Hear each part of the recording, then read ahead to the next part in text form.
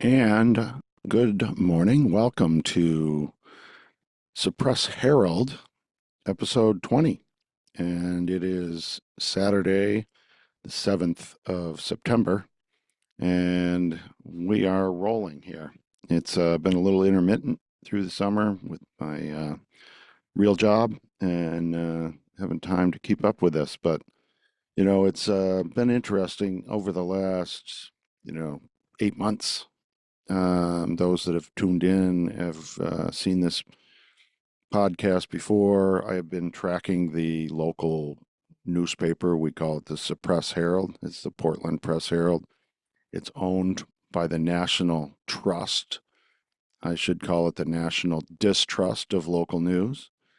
They are a nonprofit that Claude Omidyar, a billionaire from, I believe, eBay, and George Soros, another billionaire liberal, and Bill Gates with the Gates Foundation, all pooling their money to buy up newspapers across the country. And so they bought all the papers in Maine virtually. There are a few little local papers left, but for the most part, they own newspapers across the entire state. And they are run as a propaganda arm of the Democrat National Committee. And I prove it here on the podcast every time we go on. It's really simple. I take the paper for the week, or in some cases, this is a 2 week period, and we review the editorial page and I score the editorial page. And of late, the editorial page is leaning so far left, it's almost ridiculous. It used to be 5-1 liberal letters were printed, published in the editorial page versus conservative. Of late, it's 10-1. It's an election year. So obviously, you've got, for a long time, it was all Joe Biden's good, Trump's bad. Now they pivoted without even a skipping a beat. It's all Kamala is good, Trump is bad. And that's pretty much what the editorial page is every day, every week. And so we bear that out and we go through and we look at what they print and especially what they don't print. That's the suppression of the news. They don't want certain trends, certain stories to be out there. So they simply don't put it in. And they only put in what is advancing their cause, which is liberalism. So it's as simple as that. And so we've got an interesting couple of weeks that has been happening. Again, the liberal to conservative slant is about 10-1. And then you've got what I call neutral, which is just general interest stories or letters and thank you for this and this is good and this is bad, or kind of local issues about tearing down a building in Portland versus restoring it for the museum, the different stories. I just put them in the neutral column. That's just people for and against different aspects of local stuff. But as far as political goes, it's 10-1 now. And it's gotten much worse since the national distrust of local news took over. They just hired a new editorial director for the entire chain of papers. That'll be interesting to see what happens. But here we are looking again at, last couple of weeks. I want to just start with kind of looking through. This was the Thursday, August 22nd. And so this is leading up to, this is the big speech, is Thursday night, August 22nd. The wonderful, amazing Kamala is going to give her speech in the middle of the night, for starters. It was interesting. I reported in my previous episode, I talked about how the Suppress Herald literally didn't talk about the Democrat National Convention at all. It's almost like they didn't want us to know what was going on. Nothing in lead up to it, nothing about it during it. It was only at the end when they summed it up and said how wonderful it was. And it really is kind of interesting when you look at this. That's suppression. They didn't want anybody to watch because it was a disaster. And Kamala's speech was uninspiring and pretty ridiculous. But this was one of the only stories about the convention out there. In biggest speech yet, Harris hopes to tell her story first after the vice president's rapid ascent to the top of the Democratic ticket. Yeah, after they had a coup and took out old President Biden. Thursday's address at the convention is her chance to introduce herself to voters. We know all about her. You don't have to introduce yourself. You've been the vice president for 4 years and you've done nothing except, oh, that's right, you were the border czar. Yep.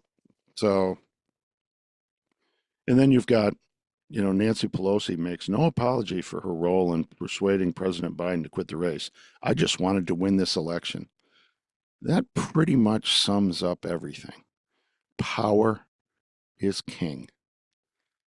They don't give a rat's ass about democracy. They don't give a rat's ass about you. It's just power. And I just wanted to win this election.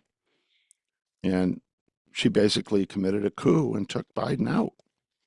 And then without a single vote, they inserted Kamala in, and here we go. And then you've got this is just the paper that is the last day of the Democrat convention. How black women moved Tim Walz to action. The vice presidential nominee grew close to black advisors, but they say the ties have weakened. But it's, a puff piece. Walz's IVF journey did not rely on IVF technique. They're making an issue out of IVF, although Trump came out and is supporting it. But they're trying to say that, Republicans are going to be, anti-abortion and anti-IVF and all the rest, wedge issues that they can try to leverage. So, and then a big in the opinion section, Mills, which is our esteemed governor here in Maine, says Harris can call on us. And, just a bunch of puff pieces leading up to Harris's uninspired, mediocre speech. And then we'll carry on into just taking some snippets of the papers over the last week or so, and let's just take a look. This is in the opinion section, and this is on the Sunday paper.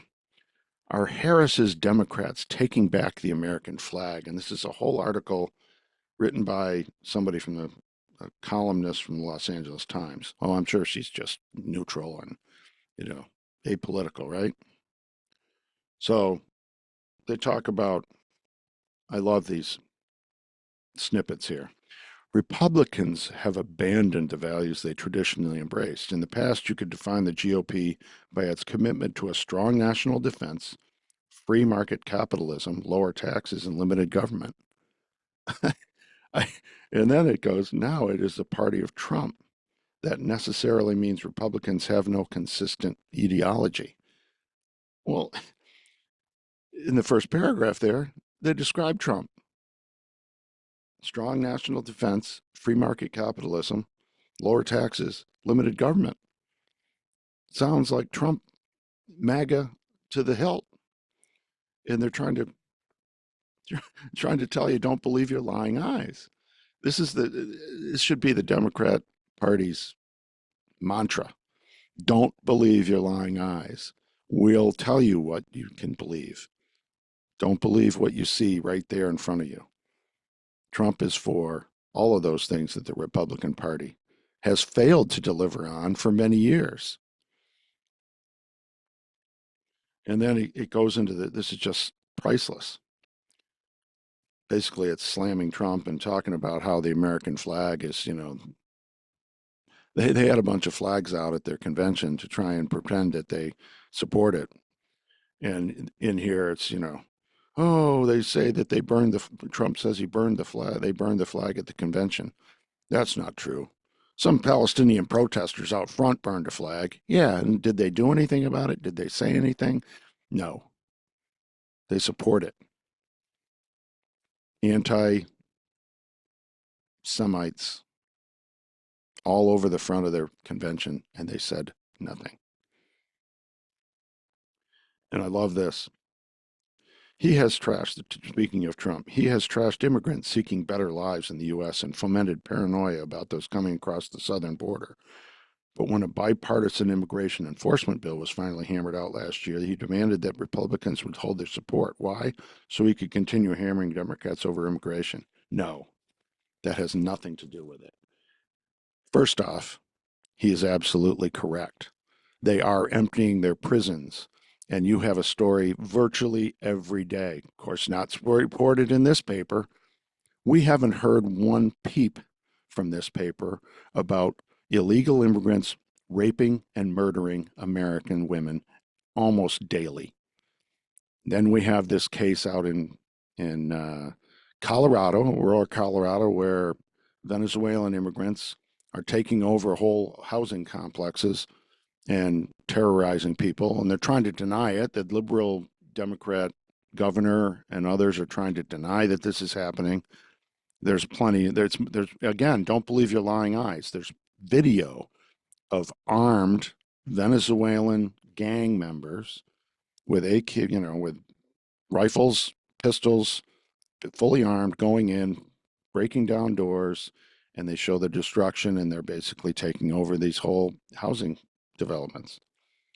So don't tell me that, you know, Trump is not true. The crimes being committed by illegal immigrants are rampant and horrific. That's another thing. I'm going to have a little section at the end here today about what they didn't tell you. And that brings me to one of them. There's these are articles or press that I looked in, alternative press like Breitbart News and the Epic Times. And if you want to go look for real news, there are news outlets out there reporting on real things. And this was a headline in some of those alternative news sites, not the mainstream. 75% of arrests in New York City are illegal immigrants. 75%. There is a crime wave in New York City. Thieves on mopeds, and people now, the latest is, and this is not in the Suppress Herald, the latest crime wave is stealing expensive watches from people in broad daylight on the streets of New York City. So don't wear your Rolex, don't wear your nice watch, and be careful walking around New York. It's happening in broad daylight in Manhattan.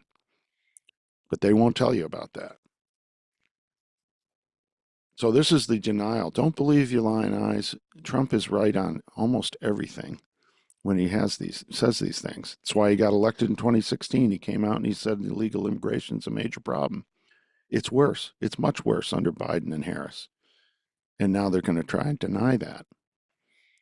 And then they talk about this bill that allowed, don't quote me on this, but something like up to 5,000 a day illegal immigrants before they close the border. That's not an immigration bill. That's immigration suicide. And the fact that Trump didn't support that bill and the Democrats were just trying to use it as a, election year scam, saying that the Republicans, put a bill out. The Republicans in the House of Representatives passed a bill for immigration reform. It was soundly rejected. You never hear about that. You never see a comparison between those bills in this rag, this propaganda sheet that we get at the end of the driveway every day. Suppress Herald. So moving on, this is a Washington Post, okay? The Washington Compost. The Suppress Herald uses the Washington Post. Obviously they must pay for some of their editorial, and there's a lot of Washington Post articles that get put into this Suppress Herald paper. And Army finds it tough to sell Gen Z on America. Recruiters are under pressure to find young people willing to join. And it goes through all sorts of things and, why they can't get, this sob story of recruiters, this particular recruiter trying to bring people in. They have all sorts of you know goals to recruit, and they can't hit those recruiting goals. We're having a real problem. Nowhere in here is there a word about the military gone woke. Woke is broke in everything it touches, especially the military. Do you think real men are going to join the military when they have wokeism and DEI everywhere? The best people you're going to get are not going to want to go anywhere near that. That's why they're having trouble recruiting. Who would join the military with a commander in chief called Joe Biden? I wouldn't want to be in the military under Joe Biden. You watch what happens when Trump wins this election. They will not have these recruiting problems anymore. He will wash these people out of that military, and then it will be restored. Here's another garbage article. Oh, this is the Washington Compost as well. You can pretty much rely on them to be nothing but propaganda. And this is under the election 2024 banner, which they have on a regular basis in the Suppress Herald. The Republican nominee has tried to distance himself from the right wing blueprint. Harris ads seek to limit or link Trump to Project 2025. So Trump has renounced it and said that it's not him, that some of his former, staff and so forth from his previous administration are involved with that at the Heritage Foundation. The Heritage Foundation is a think tank in Washington, a conservative think tank, and they have a blueprint that they've put out, and they'd like to see this stuff done. And they're trying to, you know, paint a bad picture to that. The reality is, other than a few, you know, just little snippets that they put in here to scare people, it calls for, among other things, dismantling the education department. That sounds like a good start. Passing sweeping tax cuts. Oh, geez, that's terrible. Imposing sharp limits on abortion. Giving the White House greater influence over the Justice Department. Yeah, well, that would be good since it's an injustice department using lawfare. That would probably be a plus. Reducing efforts to limit climate change. Just a you know little announcement here. We are not controlling climate change. I'm sorry. Even the International Panel on Climate Change at the UN, if you read the report, says that if we do everything, we reduce our carbon to zero and all the rest, we're not going to have any impact on climate change. It's right there. You'll never find it in the Suppress Herald, but that's the deal. And increasing the promotion of fossil fuels, drastically cutting and changing the federal workforce, and giving the president more power over the civil service. They don't really get into the details. They should, because there's a lot of things in Project 2025 that would be very positive.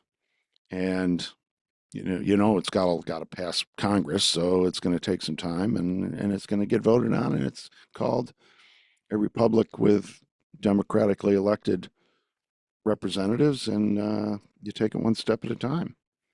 But the reality is, they don't tell you what's in it, really. They just cherry pick to scare people. I'd like to remind people that when Elon Musk bought Twitter, now X, he laid off something like 80% of the workforce. And you know what? Twitter never skipped a beat. It still works.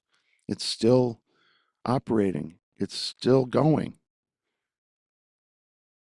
I think we could do the same with the federal government and we could still get things done. Hell, most of them have stayed home. You've got billions of dollars, literally billions of dollars of real estate in and around Washington and Maryland and Virginia and in Washington, D.C., federal office buildings virtually empty. I know this because I'm involved in the HVAC world and I've been involved in some projects with the US government. They're reluctant to invest in those buildings because nobody's in them. They went home for COVID and they never came back. So all Donald Trump has to do is say, well, if you don't come back, you're done. We're not working from home anymore. You work for the federal government, you report to work. And the reality is, we could lose half the workforce and probably not skip a beat. So there's things that can be done, and I think Donald Trump is just the man to work with a lot of other people to get it done. But they don't want to talk about that. They just want to, it's a one sided, it's a bad thing. It's not reporting, that's propaganda. They're not telling you the good side of potentially it could be that we have too many people working in the government and that it could be downsized and reduce the cost to the taxpayers. I just wanted to mention this one. This is just, they just never quit on the whole climate change thing. This is in the business section. Complex supply chains, climate change make clean beauty near impossible. Clean beauty. I guess that's organic products for beauty products and so forth. Complex supply chains and climate change. There's more garbage. Climate change. I mean, they just interject it into everything. Last couple pieces of propaganda here. This is a really good one. This is in the art section of the Sunday Suppress Herald. The new Reagan biopic is not a great communicator. They are panning, the mainstream media and the elitists are panning the Reagan movie. Dennis Quaid plays Reagan. It's got a good, quite good, quite good cast of characters. And it's getting a 95 with Rotten Tomatoes. 95% like it. And it's exceeding expectations at the box office for financially. And they're panning it. Why do you think that is? Because the lamestream media, and here we have the Suppress Herald. Oh, the Washington Compost. So the Suppress Herald is just an extension of the Washington Compost, owned by George or Jeff Bezos, the billionaire who owns Amazon and is a liberal. And, here we are. Billionaires own all our papers. It's a joke. And so there they are panning the Reagan movie that 95% rating on Rotten Tomatoes and other sites as well rate it very well. The reviews are very positive. And here's, when I was doing prep, I didn't notice that these were all Washington Compost articles. Here's food and dining in the Suppress Herald Sunday edition. Tim Waltz's tater tot hot dish recipe is heavy on tots, light on pretense. They actually are featured Tim Waltz, the weirdo running for vice president, weirdo extreme liberal that they're trying to paint as this high school football coach, teacher, just a regular Midwest guy. They don't call him Tampon Tim for nothing, putting tampons in the men's and boys' bathrooms. Idiot. And they've got his recipe and talking about Waltz's tater tot hot dish, upper Midwest staple, trying to make him appear like anything but the extreme liberal he is, who's ruined Minnesota. Just a couple of notes here. I just love this. You got Coffee by Design roast special blend for Doug Emhoff, husband of Kamala Harris. So a local coffee. I think I talked about this in a previous podcast, but I just have to say it again. Coffee by Design used to have four coffee shops. They now have one. That'll happen right after they embraced the unions for their baristas, to unionize their baristas. They closed their old original store in downtown Portland. They closed their store at LL Bean because LL Bean was doing a major, revamp, and so they had to close while they were doing the renovation. They closed it for good, and they didn't make a deal with LL Bean to reopen in the location. They're down to one coffee shop, which is located where in their facility in downtown Portland or in near downtown Portland, where they roast all the beans and sell those all over to stores and so forth. Pretty much they don't have any baristas anymore. So they got to unionize their baristas and then laid them all off. And this is the extreme liberalism at its worst, or in my case, best, because you see them just fail. Woke is broke. And also in the paper, Kamala Harris plays up her fast food past and hopes the voters are loving it. She claims she worked at McDonald's. Now, this was in the Suppress Herald. This was in the business section. The problem is, turns out it's not true. She never worked at McDonald's. What they don't tell you, and this has been in other alternative news sites, I told you this, the suppress part of the Suppress Herald is not to tell you things. Kamala lived in a posh neighborhood in Montreal. Her parents were both professors, and they lived in basically the most Tony neighborhood of outside of Montreal. She grew up with nothing but privilege. She didn't work at McDonald's. She might have gone into a McDonald's, but these are all lies. Again, propaganda perpetrated by what's supposed to be a news organization. Let me give you a few other things to close out today. A few other things that they haven't told you about. I think one of the biggest ones that happened over these last 2 weeks, you may remember a trans shooter in Tennessee, school shooter. This young woman pretending to be a young man and with a lot of real big issues went into a elementary school, a Christian school in Tennessee, and killed multiple people before she was killed herself by good cops. Her manifesto was published. Finally, they had to force it out. They had to do freedom of information and have a judge release it. And now we're getting that. And this was nowhere in our local paper. The information coming out is very, very troubling. And it is not anything but shining light on transgenderism being nothing but a mental illness, a very serious mental illness that we should be dealing with. This is not the first shooter with transgenderism, mental illness. Now we've got the Georgia shooter, and it turns out that there's pictures of that same shooter in a trans t-shirt. And he had postings on social media basically saying that the school was not treating transgenders well and he was going to take it out.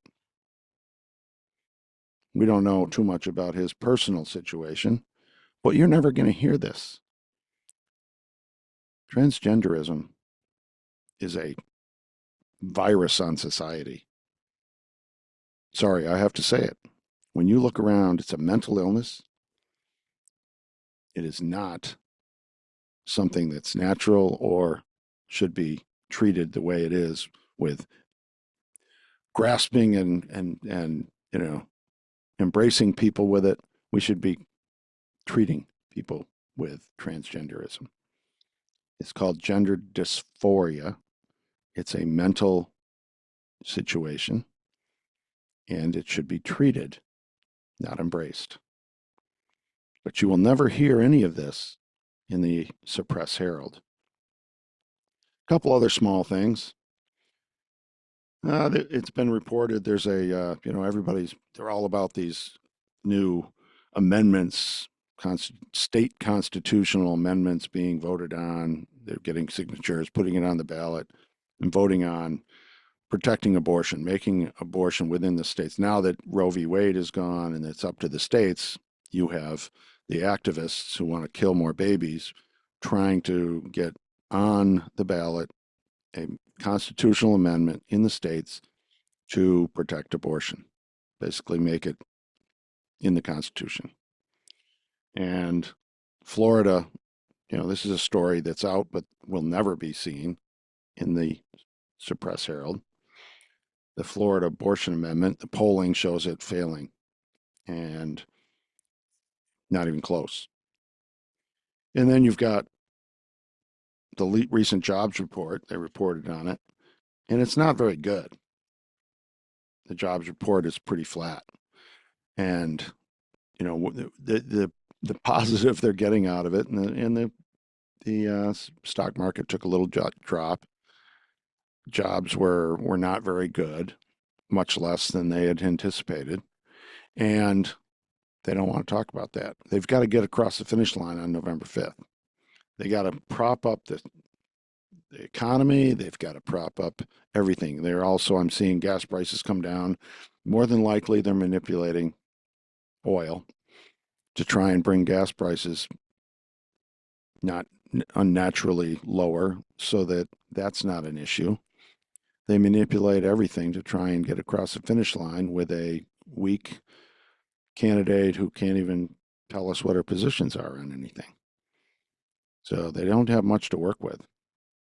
So the propaganda is critical and key to the success of trying to get I don't know what to call her, this candidate across the finish line and defeat Trump. A couple of other things. Nowhere in the Suppress Herald, and I looked through very closely, was the story about Putin endorsing Kamala Harris. Now, it may be a spoof, but he was at a press conference or a press being questioned and basically said, "Oh, yeah, I support Kamala Harris." Of course he does. He also supported Joe Biden because he's able to walk into Ukraine and he's able to, doesn't have the sanctions that were limiting his ability to sell oil and gas. We've done nothing. We allowed him to go to war with Ukraine. It never would have happened under Trump, and a lot of people know that. Trump had restrictions on their ability to raise money with sanctions. He stopped the gas pipeline, which was providing him the billions and billions of dollars he needs to wage war. And Trump understood that. I think that also Putin was not threatened by Trump nearly as much as he's threatened by the globalists. And the globalists, as we know, are running the Joe Biden White House. And they'll run the Kamala Harris White House. There's no question. But Putin's not afraid of them. So, because he's now pretty much taken out Ukraine as a threat. A couple of other things. The Fraternal Order of Police endorsed Trump in a major announcement and an event, and overwhelmingly, they endorsed Trump. You've got every little, union out there in a story in the Suppress Herald about Biden, Harris going to the unions and the unions endorsing them, even though that, is a given that the union heads are going to endorse them. Rank and file, not so much. But the Fraternal Order of Police overwhelmingly endorsed, unequivocally endorsed Trump. No story. And you also didn't get a story about judges ordering the removal of RFK from the ballot in Michigan and North Carolina. The Democrats tried to prevent that. They desperately wanted to keep him on, and they had lawyers trying to keep him from removing his name from the ballot in Michigan and North Carolina and other places.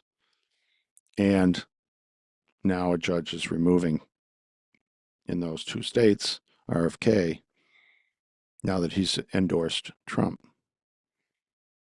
Democrats use lawfare in every aspect of elections, including going after President Trump and others with lawfare, and using lawfare in the actual operation of those elections to try and turn things in their favor. It's an ongoing thing, and that's a story in and of itself. Is the whole lawfare thing. Alan Dershowitz, a lifetime Democrat, just announced that he's leaving the Democrat Party for good.